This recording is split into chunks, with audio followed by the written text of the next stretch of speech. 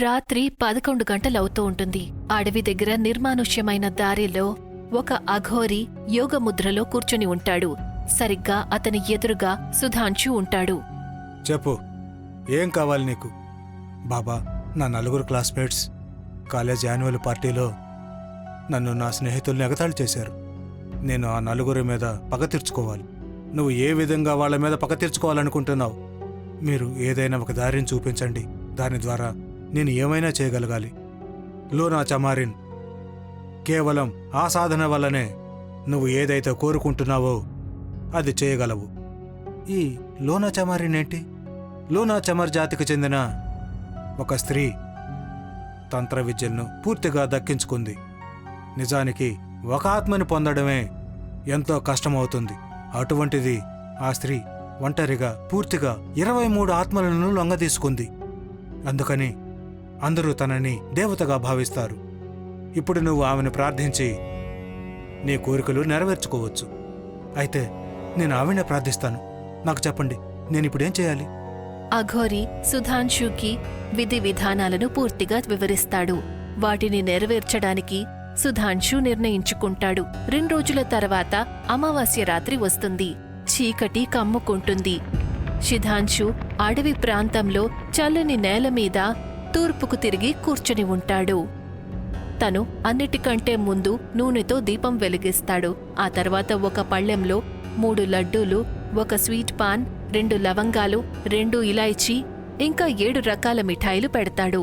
ఆ తర్వాత యోగముద్రలో కూర్చుని లూనా చమారీని ప్రసన్నం చేసుకునే మంత్రాన్ని జపిస్తాడు. తను చాలాసేపు కూర్చుని జపం చేస్తూ ఉంటాడు. ఆ తర్వాత ఆ పళ్ళాన్ని తీసుకుని అక్కడ్నుంచి కొంత దూరం వెళ్తాడు. తను తన ఇంటి వెనుక ఉన్న ఖాళీ నిర్మానుష్యమైన మైదానంలో ఆ పళ్ళాన్ని ఉంచుతాడు. తర్వాత ఇంటికి వెళ్ళిపోతాడు. ఎప్పుడైతే వెనక నుంచి గొంతు వినిపిస్తుందో తను భయపడతాడు.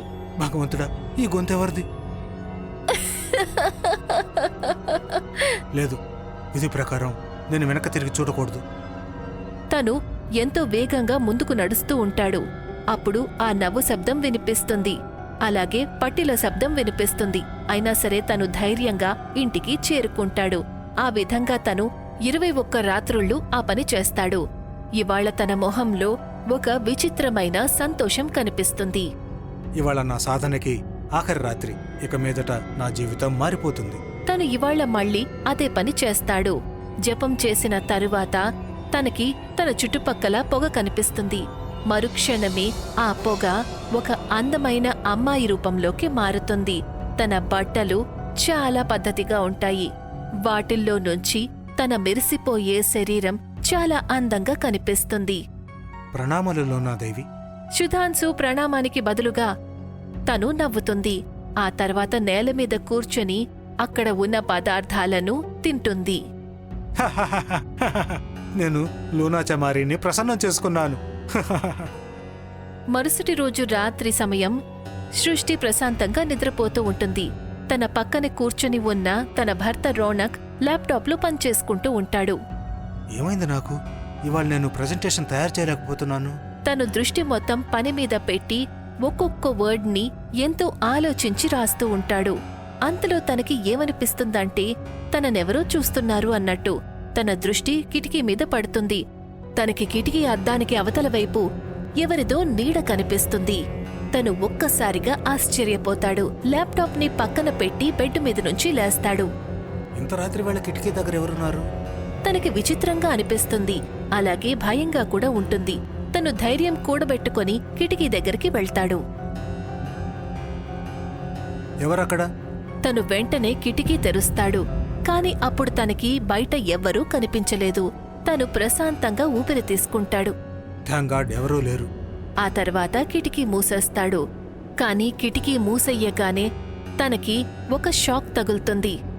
ఇదేంటి మళ్ళీ? తనకి మళ్ళీ అద్దం మీద అదే నీడ కనిపిస్తుంది. కాని ఈసారి తను భయపడతాడు. తనకి ధైర్యం సరిపోదు మళ్ళీ కిటికీని తెరవడానికి. తను వెనక్కి అడుగులు వేసుకుంటూ వస్తాడు. అంతలో ఎవరో తన భుజం మీద వెనక నుంచి చెయ్యి వేస్తారు. తనకి ఊపిరాగినంత పనవుతుంది. ఎవరు? తను ఎప్పుడైతే వెనక్కి తిరిగి చూస్తాడో అప్పుడక్కడ లూనా చమారి నిలబడి ఉంటుంది.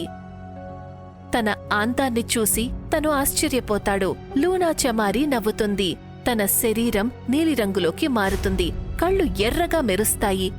అది చూసి రానిట్ భయపడిపోతాడు. తన శరీరం వణికిపోతుంది. ఒక్కసారిగా గట్టిగా అరుస్తాడు. తన అరుపు విని సృష్టి కూడా లేస్తుంది. ఏంటి, ఏమైంది రానిత్?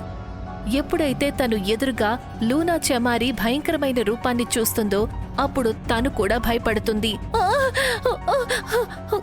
వాళ్ళిద్దరి అరుపులు ఇంటి బయట వరకు వినిపిస్తాయి. కొన్ని క్షణాల్లోనే నిశ్శబ్దం కమ్ముకుంటుంది. సుధాంశు తన గదిలో కూర్చుని ఉంటాడు.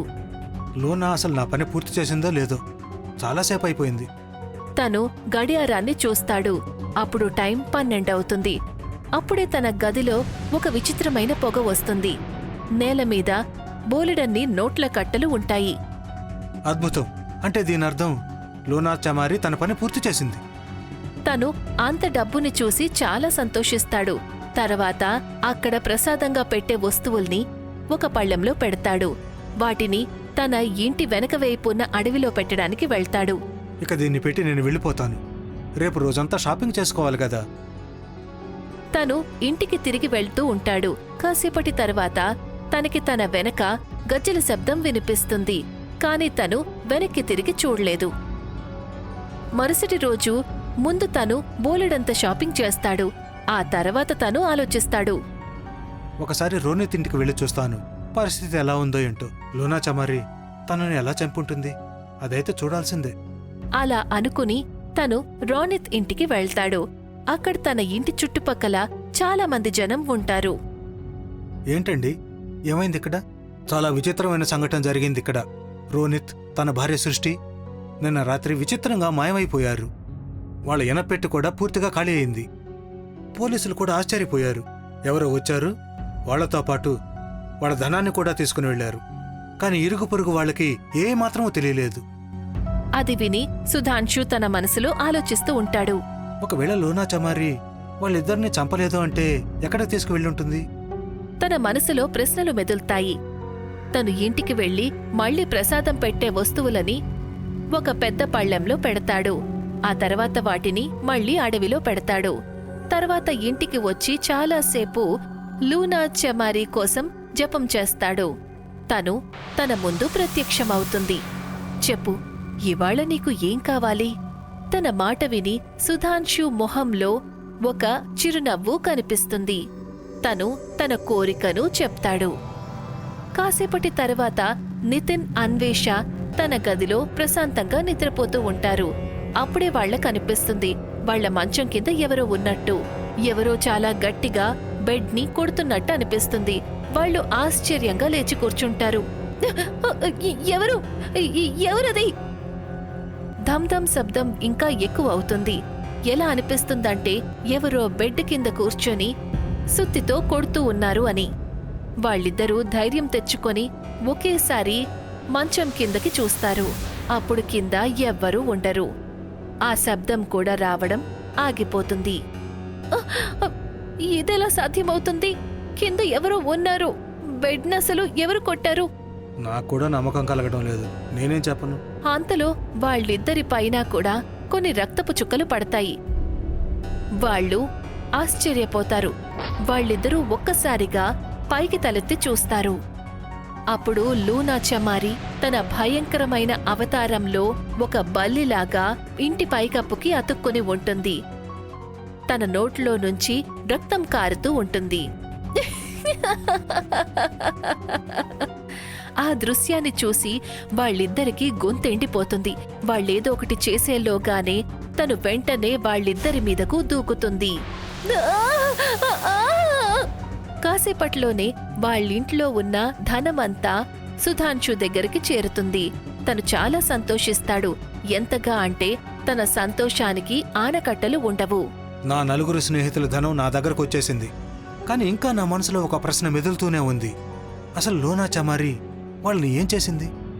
అంతలో లూనా చమారి తన ముందు ప్రత్యక్షమవుతుంది. ఆ తర్వాత, ఇక త్వరగా నేను తర్వాత ఎవరిని చంపాలో చెప్పు, ఆలస్యం చెయ్యకు. నాకొక విషయం చెప్పు. నువ్వు ఆ నలుగురిని ఏం చేశావు? దానికి నీకు ఎటువంటి సంబంధం లేదు. నువ్వు నాకు రేపు రాత్రి చెయ్యాల్సిన పని గురించి చెప్పు అని చెప్పి తను మాయమైపోతుంది.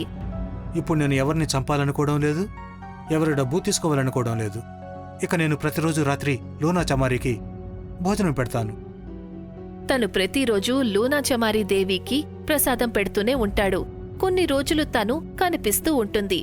తర్వాత ఏం చెయ్యాలని అడుగుతూ ఉంటుంది. కాని సుధాంశు తనకి ప్రసాదం మాత్రమే పెడుతూ ఉంటాడు. ఇవాళ అమావాస్య రాత్రి. ఇవాల్టి రాత్రి నువ్వు నాతో పాటు రావాలి. తప్పకుండా. సరే, పద వెళ్దాం. ఎక్కడికి వెళ్ళాలి? ఆ మాట అనగానే తను సుధాంశు దగ్గరికి వెళ్తుంది. ఏదో మంత్రం చదువుతుంది.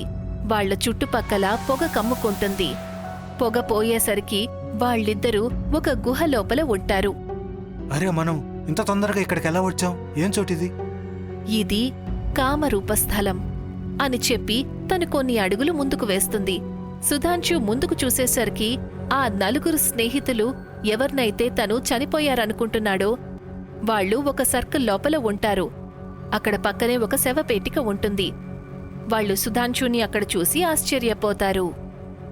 సుధాంశు, నువ్విక్కడేం చేస్తున్నావు? మీరేం ఆశ్చర్యపోకండి. నా వల్లే మీరిక్కడున్నారు. మీరు కాలేజ్ యాన్యువల్ పార్టీలో నన్ను చాలా ఎగతాళి చేశారు. ఇప్పుడు చూడండి, నేను మీకు ఎటువంటి పరిస్థితి తీసుకొచ్చాను. మీ మీద పగ తీర్చుకోవడానికి ఈ కామరూపదేవి లూనా చమారిని ప్రసన్నం చేసుకున్నాను. నేను మిమ్మల్ని చంపాలనుకున్నానంతే. కానీ తర్వాత అనుకున్నాను, దానివల్ల నా పగ అయితే తీరుతుంది, కానీ పేదరికం ఎలా పోతుంది? అందుకే నేను మీ చావుతో పాటు మీ డబ్బును కూడా కొట్టేశాను. ఆ మాట విని వాళ్ల నలుగురికి సుధాంశు మీద చాలా కోపం వస్తుంది. నువ్వు ఒక్క జోకుకి మా మీద ఇంత పగ తీర్చుకుంటావా? మా జీవితాలనే పణంగా పెట్టావు. ఎక్కువగా మాట్లాడొద్దు అని అంటూ సుధాంశు లూనాతో ఇలా అంటాడు. నువ్వు నన్ను ఇక్కడికి ఎందుకు తీసుకొచ్చావు? కాస్త ఓపిక పట్టు, కాసేపట్లో తెలుస్తుంది అని అంటూ లోనా తన చేతిని ముందుకు చాచి ఎదురుగా ఉన్న శవపేటిక మూతను తీస్తుంది. అందులో ఉన్న మరొక లూనాని చూసి వాళ్ళైదుగురు ఆశ్చర్యపోతారు. ఇదేంటి, మరొక లోనా? మరి నువ్వెవరు? నేను ఆత్మని. అది నా శరీరం. 900 ఏళ్ల క్రితం నేను చనిపోయాను. నేను నా శరీరాన్ని వదిలేయాల్సి వచ్చింది. నీకు తెలిసే ఉంటుంది, నేను 23 ఆత్మలను సిద్ధించుకున్నాను నా శరీరంలోకి తిరిగి వెళ్లి మళ్లీ ప్రాణం పోసుకోవడానికి. నేను ఆ ఆత్మలన్నిటికీ ఒక్కో వ్యక్తిని బలివ్వాలి. అందులో 4 మిగిలిపోయారు. ఇప్పుడు నేను నీ ఈ 4 స్నేహితులను వాళ్లకి బలిస్తాను. వద్దు, దయచేసి అలా చెయ్యకు. వాళ్ళెంతో వేడుకుంటారు, కాని వాళ్ళ సర్కిల్లో నుంచి బయటికి రాలేకపోతారు. లూనా ఏవో మంత్రాలు చదువుతుంది. ఒకేలాగా కనిపించే 4 ఆత్మలు అక్కడ ప్రత్యక్షమవుతాయి. వాళ్ల శరీరం మనుషుల్లాగానే ఉంటుంది, కాని వాళ్ల శరీరం మీద జుట్టు ఏమాత్రం ఉండదు. ఆ 4 ఆత్మలు వాళ్ల 4 మీదకు దూకుతాయి. వాళ్ల తలలను శరీరం నుంచి వేరు చేసి ఎంతో చక్కగా మాంసాన్ని ఎంజాయ్ చేస్తూ తింటాయి. ఇక నేను నా శరీరంలోకి తిరిగి వెళ్ళగలుగుతాను. ఆ తర్వాత మళ్ళీ ప్రాణం పోసుకుంటాను అని చెప్పి తను సుధాంశుని కూడా అదే సర్కిల్లోకి తోసేస్తుంది. నువ్వెందుకు ఇలా చేసావు? నన్ను క్షమించు సుధాంశు.